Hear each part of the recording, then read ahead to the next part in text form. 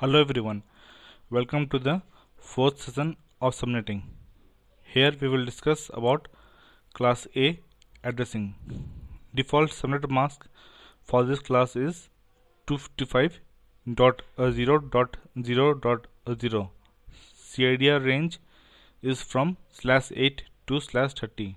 Default network address is 10.0.0.0.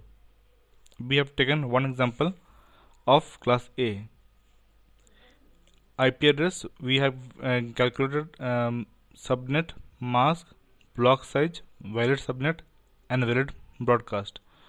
We have calculated a subnet range. We calculated first host and the last host of particular subnet IP. We have taken one more example and calculated subnet mask, block size, valid subnet and the valid broadcast. Here working octet is 3rd, so keep the 1st, 2nd and 4th octet fixed and change only the 3rd octet. Here working octet is 2nd, so keeping the 1st, 3rd and 4th octet fixed and changing only the 2nd octet. We found out first host and the last host of particular range of subnet.